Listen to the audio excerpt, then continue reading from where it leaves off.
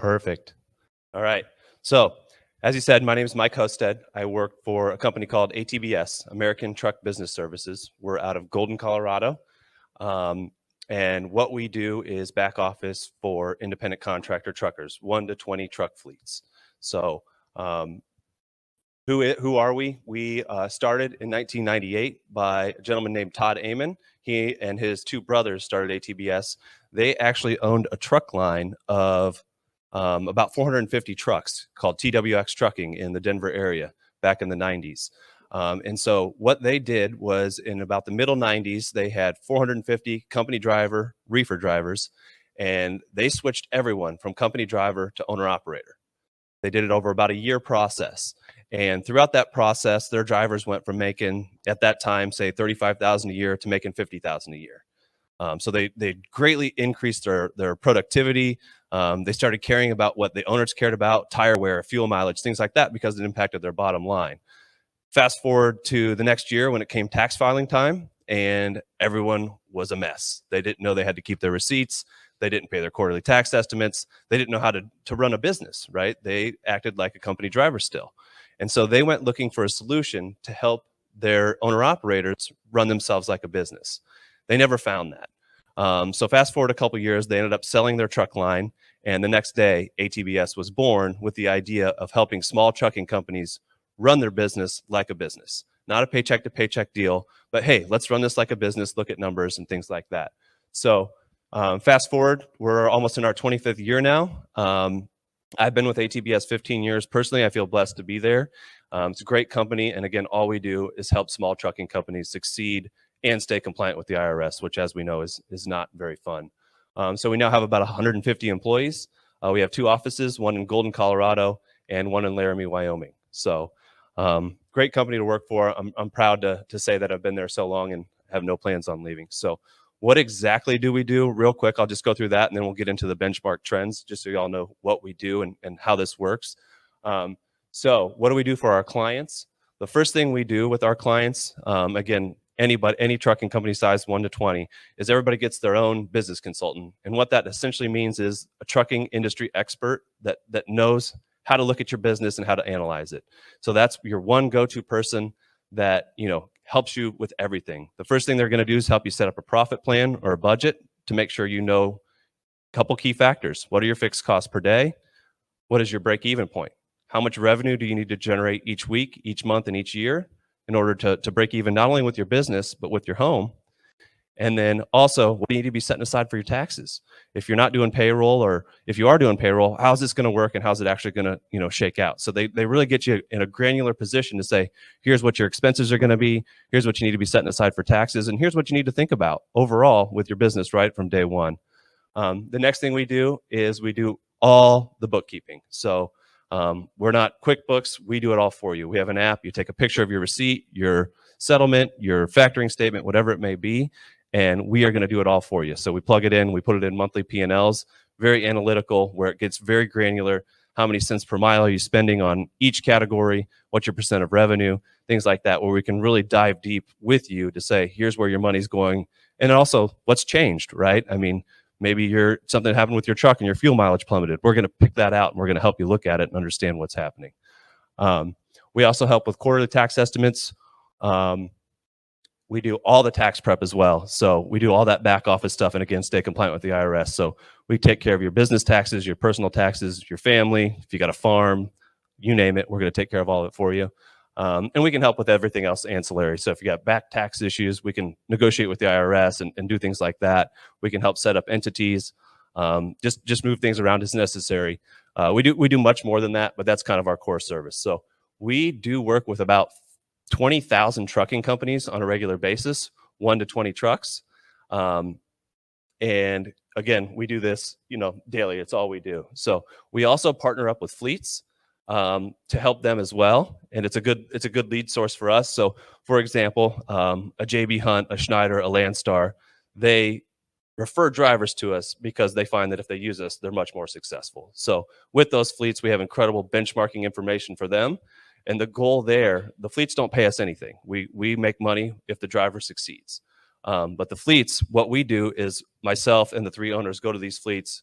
and help them understand their business. So, hey, what's going on with your business? Are you successful? Are your drivers making money? If not, here's some areas you can change to think about how you can be successful, but your driver can be too, because we feel it's a symbiotic relationship. The fleet needs to have good freight and do well. The driver needs to have that great freight to choose from and make money. And then, of course, we can stay compliant and help everybody, down the right road. So our goal is to make sure the driver wins. If the driver wins, then everybody wins. All right.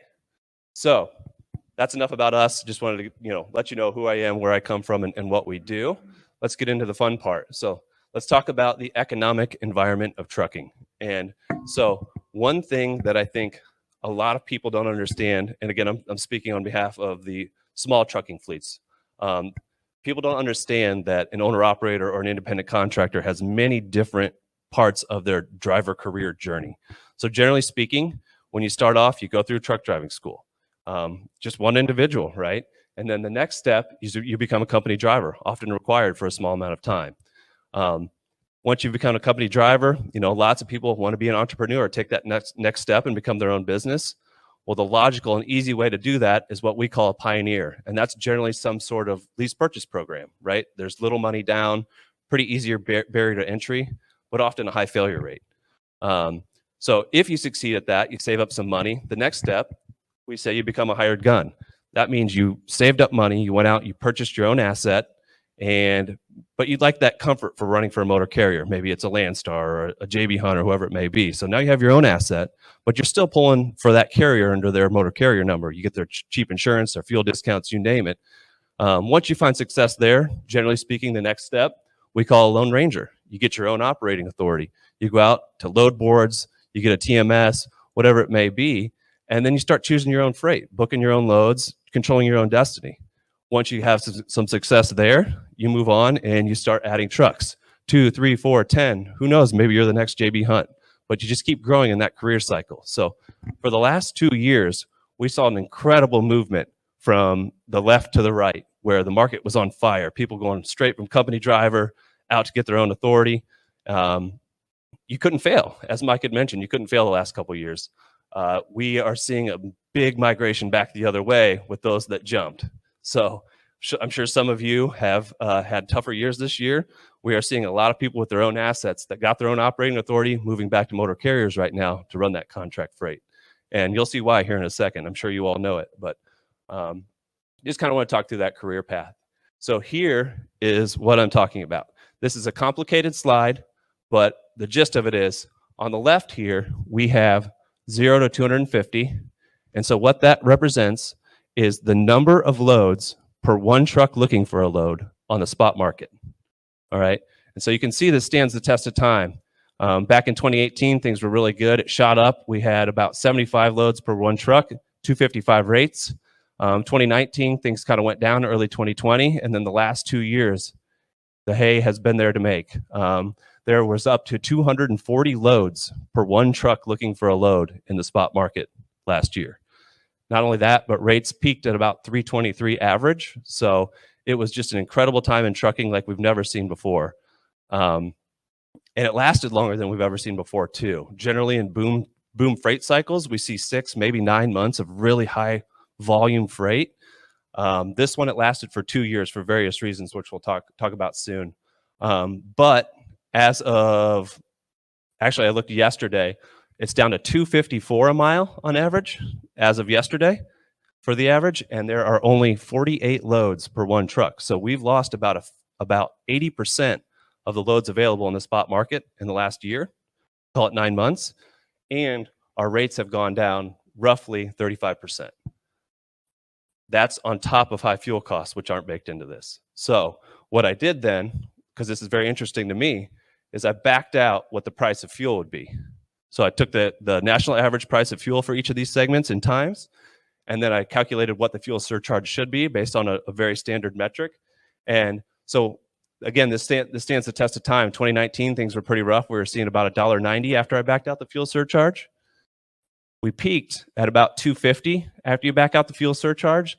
Now we're down to $1.88 after you back out the cost of fuel. So freight has plummeted the last 6 months, as many of you know, in the spot market.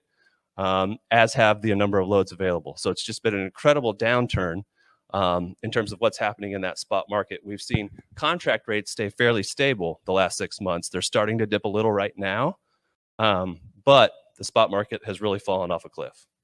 So that was the spot market. This is more contract rated freight. So this is going to be the massive shippers of the world having long-term contracts. Think Walmart, P&G, massive shippers out there. These are going to major trucking companies that are getting 2-3 year contracts. So this is the number of shipments, and again, this stands the test of time. If you look in 2018, freight was booming, shipments were moving. 2019, we kind of fell off a cliff, and then into COVID period, and then coming out of that, we saw all-time highs in number of shipments. This year, we're very flat. And so what that means is the first half of this year, we've really just normalized.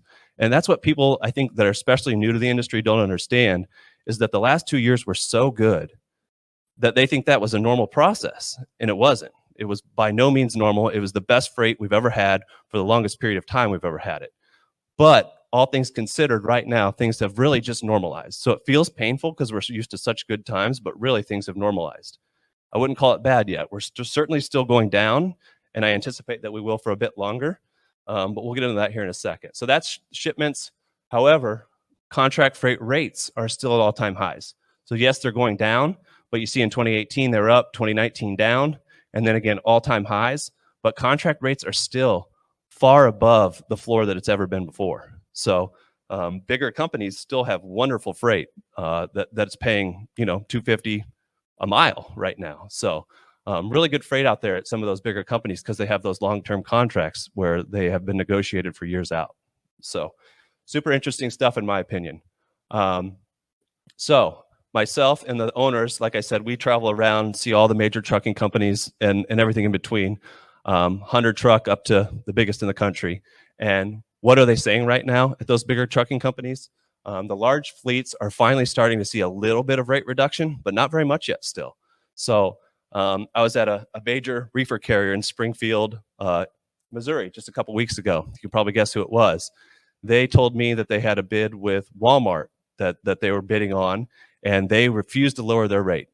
So Walmart went with a different carrier. Fast forward 3 weeks, that carrier couldn't meet the obligations. Walmart came back and met that rate at that new, high level. So costs have gone up, and they're never going to go back down. So that means we have to, be diligent and say, hey, this is the new rate. We're not going to go, any lower than what we already have.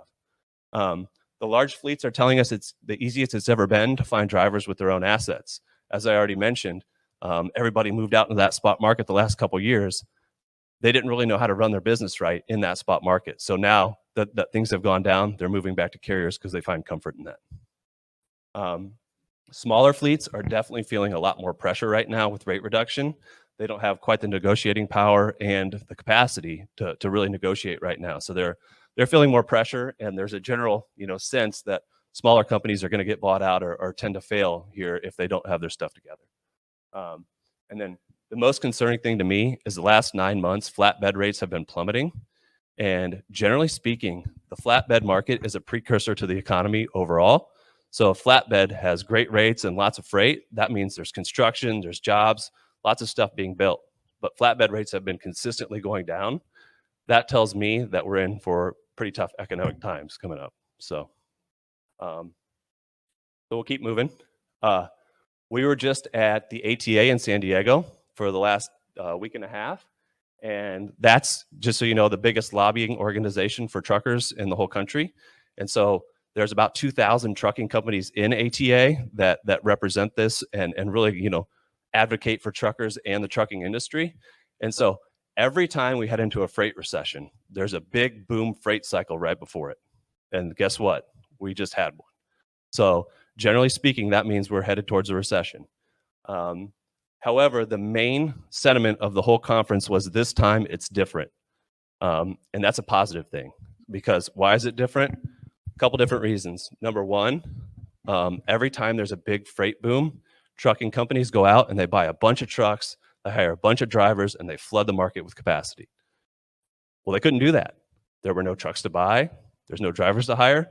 So generally speaking, that would flood the market with capacity and rates would plummet.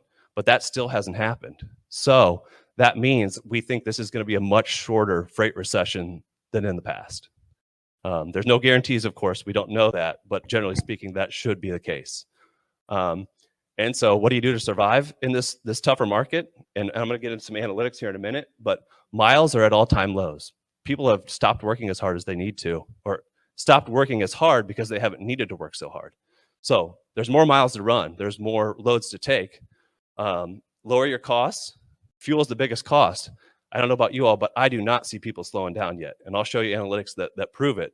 But I'm out on the interstate all the time, and I do not see truckers slowing down yet to save on fuel. I haven't seen it. I mean, I get past going 80 on the interstate every day. It's crazy.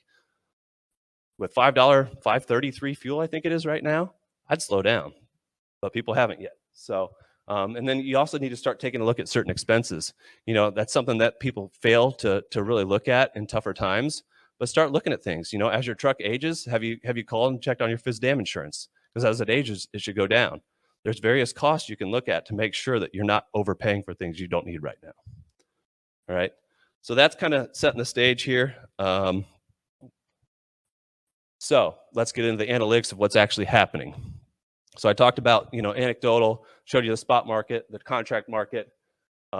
With the amount of drivers and clients we have, we get an incredible amount of data. And so I'm just going to kind of go through some of it, both big picture and then more granular. So big picture wise, we look at trailing 12 months. So I'm going to look at this year versus last year. And then I also have it segmented into different fleets. So I won't get too much into that. That's a little bit more granular, but I just kind of want to show you how it works.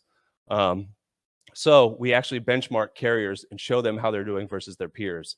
And again, that's to help them understand how they can do better.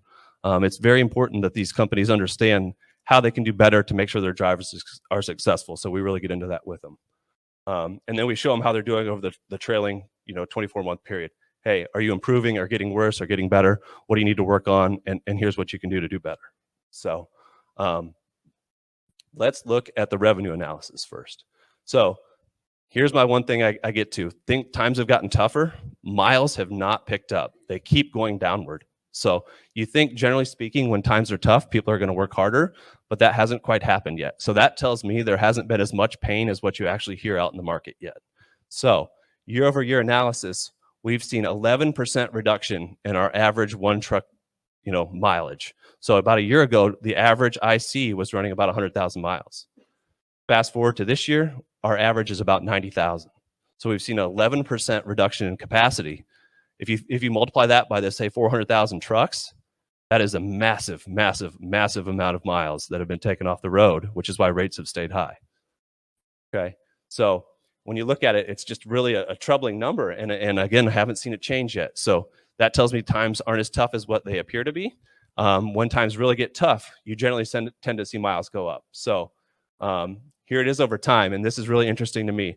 Back when we started doing this in 2003, our average IC was running 139,000 miles. You couldn't do that now. I mean, it's impossible, right? I mean, with logbooks and ELDs and the way things work. But the sentiment here is, look at 2008. Things were really good, and then the Great Recession happened. And guess what? Times got tougher. So what do hardworking people do? They work harder. So miles went back up when times got tougher, as they always do. Fast forward ahead, you look at 2018, things were great. We fell off a cliff right here. And then 2019, things got tougher and miles ticked back up. Again, right here, we get down, and we're still going down on mileage. So generally speaking, again, when times get tougher, people work harder, but that hasn't quite happened yet. And that's concerning. So I do believe probably the fourth quarter of this year and then into next year, we're going to have to start seeing miles go back up for people to make that same income that they're used to overall. All right. So that's miles, revenue per mile. And again, this is a big average with a lot of people. We saw it average $1.90 a mile. And that's over the last trailing 12 months. But if you look at June, for example, we were up to about $2.20 a mile. It's kind of stayed flat there from what we can tell. So, not a big change. Most of this revenue increase, this 22% increase, came from fuel surcharge. The cost of fuel. So that tells me real rates have actually stayed flat for the last year. They've only gone up to offset the cost of fuel. All right. So again, this is kind of what we show fleets, how they rank, who's doing well, who's not. I won't spend too much time on it, but if anybody wants to get more granular later on, we can definitely do that on a side project. So this is spot market rates versus the average motor carrier in the United States. So we believe to run the spot market and be on your own authority, it's going to cost you about 48 to 50 cents more a mile to do that. Why is that? Because you have to get your own licenses, permits, IFTAs. Your additional insurance is a massive, massive cost. You have to buy your own trailers. You have to collect your own freight, freight bills and things like that. But I think the biggest thing that people don't understand is the operational losses. You have to sit there for live unloads, loading, things like that. You have a lot of downtime that you're going to lose when you're out on your own versus running for a major carrier where you can drop and hook and be on your way. So operational losses are definitely the biggest, but really, again, this tells me you need to make about 50 cents more a mile to run on your own authority versus run for a major motor carrier. So over time, that's been great. The last couple of years, making $1.30 more just to offset that 50 cents has been a really good time to be out on your own authority. And again, why we saw that mass migration. However, the last few months, and this continues to plummet, right now, this is outdated. Right now, you can make about 38 more cents a mile in the spot market versus a major motor carrier, and it costs you 48 more cents to do so. So you really have to run your business well to stay out on your own authority right now. Because that additional cost isn't being offset by the correct revenue right now. So hopefully that makes sense. Gross revenue, I won't spend too much time here because we've only got a few more minutes. I'll kind of fly through this next part. But gross revenue is up 10%. Again, most of that's going to be fuel. Let's go through costs. So fixed costs have stayed flat year over year, only up 1%, which was surprising to me, but only up 1%. The big difference here, I'll move on, is variable costs. Variable costs are up about 25%. So if you look here, especially in June, because that's about what it is now, the average variable cost for one truck is about $1.05 a mile. So pretty huge cost there. And then total costs, right now, the average one truck operation it is up 15,000 year over year. So it now costs about 121,000 to run a truck right now.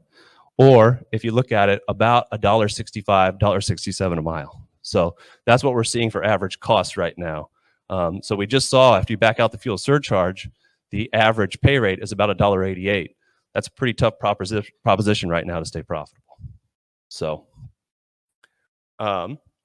so fuel, again, I won't spend too much time on that. I'll skip through it. Here's one thing that I want to alert people on, and I already kind of brushed up on: fuel mileage. We saw fuel mileage really, really, really go up in early 2020. And I couldn't put my finger on it for the longest time, but it was lack of congestion. I think there was just nobody out on the road, so people could, fly through cities, not sitting in traffic all the time. And it was just great to see. I had many of our clients telling me, this is the most fun I've ever had driving. That's over. We're all back out. The roads are full again. And you see fuel mileage, it always goes down in the winter. Idle time's up, winter blend fuels, all those different things. But this year, we have not seen a pickup in fuel mileage yet. And I can't figure that out.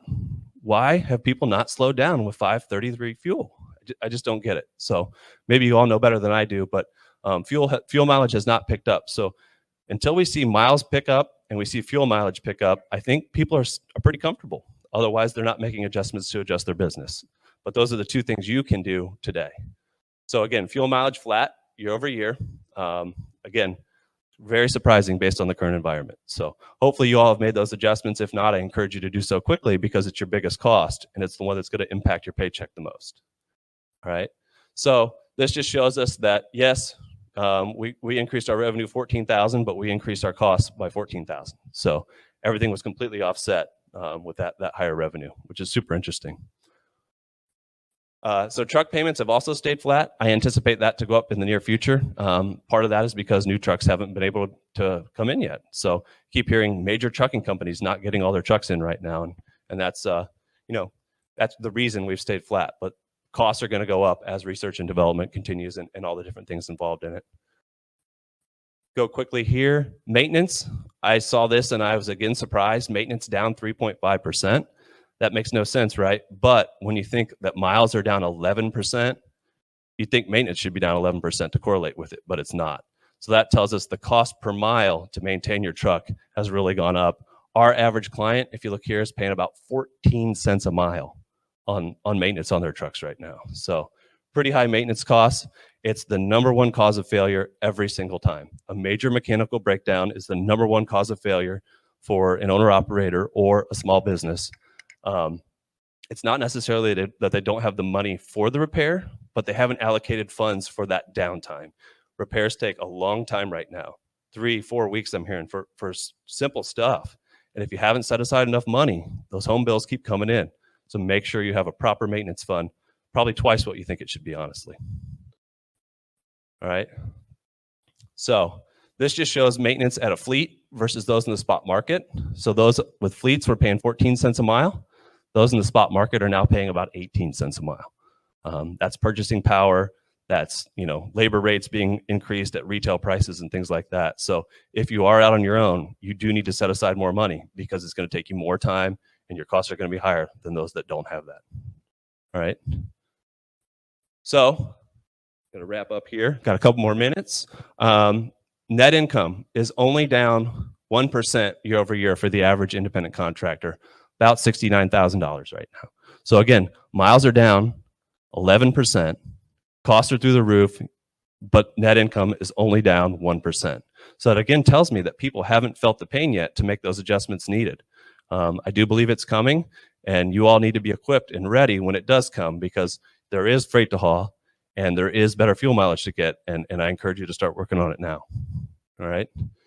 So this is just another slide showing net income. I'll skip through these because I'm about out of time, but here is the value proposition of being an independent contractor. You used to take 139,000 miles to make $47,000. Now the same setup, 90,000 miles to make $69,000. So the quality of life, although it's not easy by any means, is getting better. You have to work less to make more, which is just wonderful, and that's what we're all about. So one thing I'm very proud of, though, is if you're with ATBS, the average client that's been with us over a year, we just saw our average client make $70,000. If you've been with us a year, our average client is making $95,000. Our top third clients are making an average of $165,000. So lots of money to be made still in this tough market. As long as you run your business like a business, do things right, you can really do well. So last thing I'll touch on here real quick is the Inflation Reduction Act. I don't think there's a lot of good information on how this impacts truck drivers. The reason is because it doesn't really impact you all that much. So, you all know what it's all about. It's all about, closing tax loopholes, extending healthcare, things like that. The one thing that I think it does mean for independent contractors or small trucking companies is they say they're going to hire 87,000 new IRS agents. Good luck. It's impossible. I don't think they could possibly do that. We can't hire 10 tax preparers. So how are they going to do that? I don't know. But if they do, they say they're not going to go after anybody making less than 400,000. That is nowhere in writing whatsoever. Nowhere. And so if they have that many agents, guess what? They're coming after other people. There's no doubt about it. And who are they going to come after? They're going to come after 1099 small companies, and they're going to audit you. They're going to look at your books. They're going to make sure you're doing things right, especially those that don't file. So it's super duper important with this act coming out that you all stay compliant, that you stay ahead, and that you pay your taxes on time. Because if you don't, you're probably target number one. So just keep that in the back of your mind. Stay compliant, get your taxes done. If you have back tax issues, I encourage you to get on it now. All right. And so again, stay compliant, understand your budget. Don't go after these credits for electric trucks and things like that. Do what makes sense for your business. And then the key takeaways here, this time it is different. I don't think we're definitely headed into a freight recession. There's no doubt about it. Most experts think it's going to be 9 to 12 months. So by this time next year, we should already be ticking back upward, but we'll probably go down for the next 9 months. All right. So just be ready for that. Run your business correctly. Look at your expenses. What can you do if you're struggling? Look at other options. There are great fleets out there that have really good contract rates. Maybe you need to go jump at a fleet for 6-9 months and get their rates, get their insurance discounts, and then when times change, get back out there.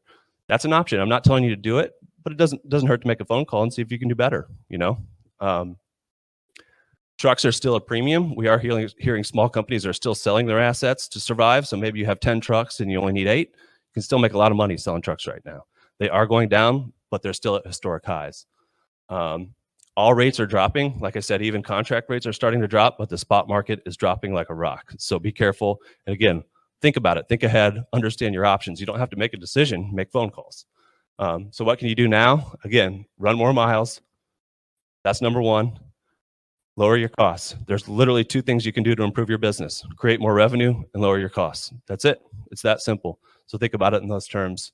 Tough times don't last, but tough people do.